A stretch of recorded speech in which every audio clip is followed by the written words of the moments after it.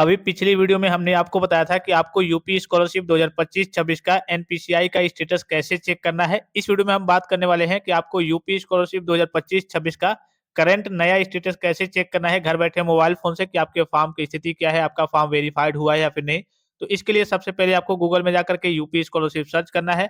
सबसे ऊपर आपको यूपी स्कॉलरशिप की ऑफिशियल वेबसाइट देखने को मिल जाएगी, यूपी स्कॉलरशिप, और यहाँ पे up.gov.in करके आएगा, यही आपकी ऑफिशियल वेबसाइट है। इसी वाले ऑप्शन पे आपको क्लिक कर देना है। जैसे इस पे क्लिक करेंगे आपके सामने कुछ इस प्रकार का इंटरफेस ओपन होके आएगा। यहाँ पे कई सारे ऑप्शंस आपको देखने को मिल जाएंगे। इसी में एक स्टूडेंट्स का ऑप्शन देखने को मिल रहा होगा, इसी पे आपको क्लिक करना है।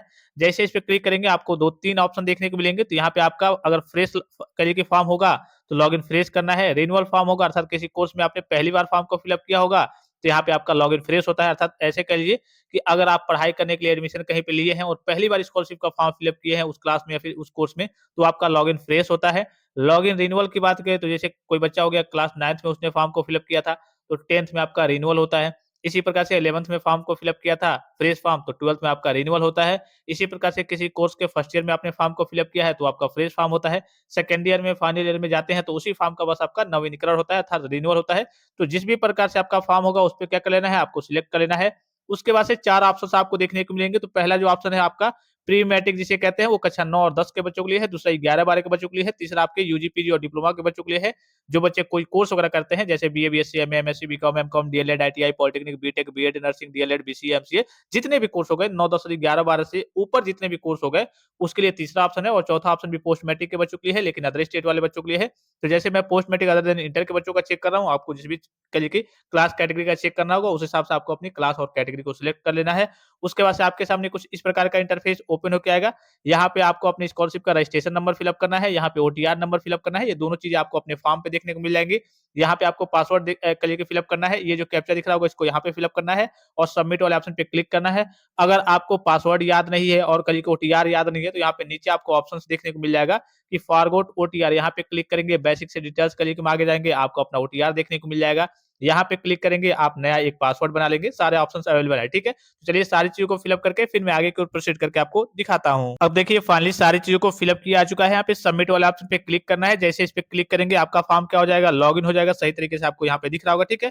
ये कब का फॉर्म है, तो यहाँ पे आपको दिख रहा होगा 2025-26 का फॉर्म है, रिन्यूअल का फॉर्म है, ठीक है। तो आपका जो भी फॉर्म होगा, फ्रेश होगा, रिन्यूअल होगा, सीजन आपको दिख जाएगा, सारी चीज आपको देखने को मिल जाएंगी। अब देखिए यहीं पे अगर आप मोबाइल फोन से चेक कर रहे होंगे तो यहाँ पे 3 पैरेलल लाइन, 3 समांतर रेखाएं देखेंगे। इसी पे क्लिक करेंगे तो आपको ये ऑप्शन देखने को मिल जाएगा। अगर आप टैब वगैरह से देख रहे हैं तो ये ऑटोमेटिकली आपको ऑप्शन देखने को मिल जाएगा। इसी में आपको सबसे नीचे की ओर स्लाइड करके आना है। एक ऑप्शन आपको देखने को मिल जाएगा चेक करेंट स्टेटस। यहाँ पे आपको देखने को मिल रहा होगा चेक करेंट स्टेटस, ठीक है। इसी वाले ऑप्शन पे क्या कर देना है, आपको क्लिक कर देना है। जैसे इस पे क्लिक करेंगे आपका जो स्टेटस है वो आपको देखने को मिल जाएगा। यहाँ पे देखिए आज डेट क्या है, तो आज डेट अगर देखेंगे तो 20/1/2026। आज क्या डेट है आपका, 20 जनवरी 2026। तो जिस भी डेट में आप चेक करते हैं वो प्रिंट डेट क्या होता है आपको यहाँ पे देखने को मिल जाता है, ठीक है। देखिए 20 जनवरी 2026 के डेट में इस स्टेटस को चेक किया जा रहा है। 2025-26 का ये स्टेटस है, रिन्यूअल का स्टेटस है, post matric other than inter के बच्चों का स्टेटस है। अब उसके बाद इसमें आपको देखना कैसे होता है, आपको नीचे को स्लाइड करके आना है।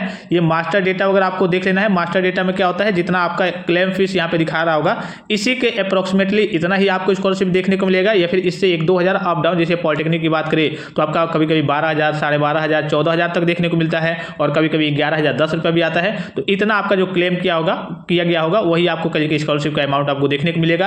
अब यहाँ से चीज़ों को आपको देखना होता है कि आपके फॉर्म की स्थिति क्या है। सारी चीज़ें कंप्लीट है, यहाँ पे इंस्टीट्यूट से करिए वेरीफाई करके फॉरवर्ड कर दिया गया है। अब यहाँ से वेरिफिकेशन होगा, यहाँ से वेरिफिकेशन होगा। धीरे धीरे ये वेरिफिकेशन आपका कब तक चलता रहता है, ये आपका मार्च तक चलते रहेगा, ठीक है। ये आपका वेरिफिकेशन हो जाएगा। लास्ट में जब यहाँ पे आपका दिखा देगा कि verified recommended by district scholarship committee, उसके बाद से आपको अपनी स्कॉलरशिप का अमाउंट देखने को मिल जाता है। नीचे भी आपको देख लेना है डिटेल्स में यहाँ पे कि आपके अटेंडेंस का परसेंटेज 75+ है या फिर नहीं।